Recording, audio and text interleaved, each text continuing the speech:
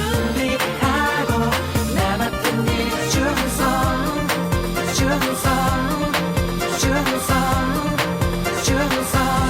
Your kingdom come នៅថ្ងៃមួយព្រះយេស៊ូវបានយាងចេញទៅខាងក្រៅនៅឯនីសមុទ្រកាលីលេពេលនោះមានបរិសម្នាក់ឈ្មោះពេត្រុសគាត់គឺជាអ្នកនេសាទត្រីគាត់កំពុងតែនេសាទត្រីជាមួយប្អូនប្រុសរបស់គាត់គឺអនដ្រេគ្មានត្រីទាល់តែសោះយើងចាប់ត្រីពេញមួយយប់ហើយប៉ុន្តែមិនបានត្រីសូម្បីតែមួយហើយពេត្រុសនិងអនដ្រេ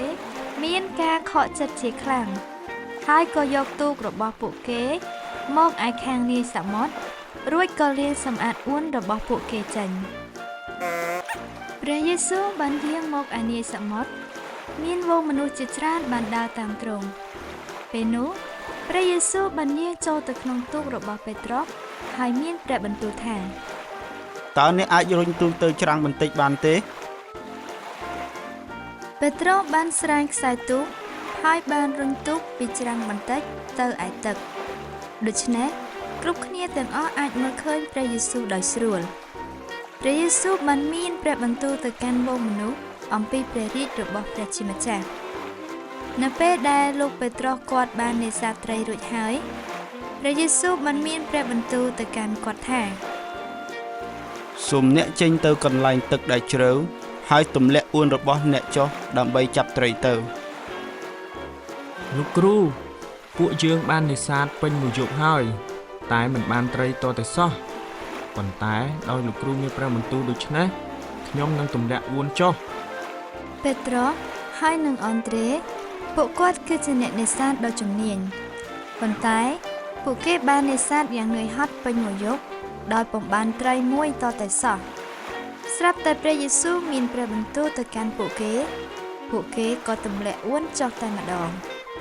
ពេត្រុសនិងអនដ្រេសើចញញឹមដាក់ព្រះយេស៊ូវប៉ុន្តែពួកគេស្ដាប់ទ្រង់និងធ្វើតាមអ្វីដែលទ្រង់មានព្រះបន្ទូលវ៉ាវអូវ៉ាវអីគេហ្នឹងតើវាកើតឡើងដោយរបៀបណាពេត្រុសនិងអនដ្រេមានការភ្ញាក់ផ្អើលយ៉ាងខ្លាំងអួនរបស់ពួកគេគឺពោរពេញទៅដោយត្រីពួកគេបានចាប់ត្រីយ៉ាងច្រើនរហូតដល់រហែកអួនរបស់ពួកគេពេលនោះយ៉ាកុបហើយនិងយូហានគឺជាអ្នកដែលនៅជិតកន្លែងនោះជាងគេពួកគេបានឃើញពីអ្វីដែលបានកើតឡើងហើយពួកគេក៏បានលុតជង្គង់ចុះព្រះយេស៊ូវមានព្រះបន្ទូលទៅពួកគេថាកុំខ្លាចអីចាប់ពីពេលនេះតទៅខ្ញុំនឹងឲ្យអ្នកនេសាទមនុស្សវិញគឺមិនមែននេសាទត្រីទៀតទេពួកគេបានទម្លាក់អួននិងទូករបស់ពួកគេចោលនៅឯនីសមុទ្រហើយក៏បាននាំគ្នាដើរតាមព្រះយេស៊ូវពេលនោះពេត្រុសអនដ្រេយ៉ាកុបនិងយូហាន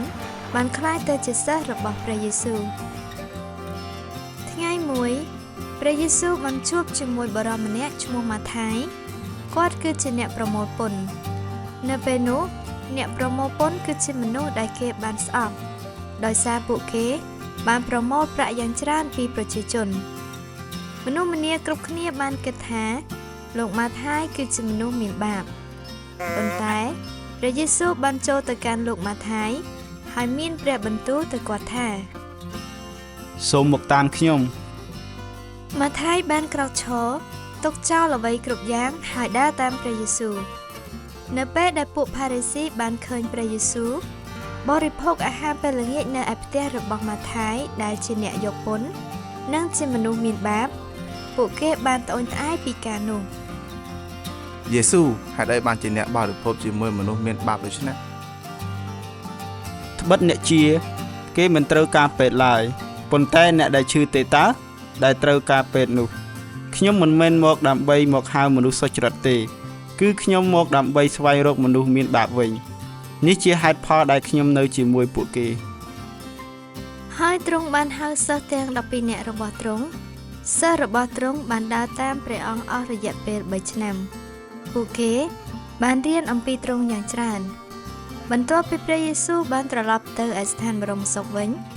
សិស្សរបស់ទ្រង់នៅតែបន្តធ្វើការរបស់ពួកគេក្នុងការបង្រៀនដូចជាអ្វីដែលព្រះយេស៊ូវបានធ្វើនៅលើផែនដីពួកគេ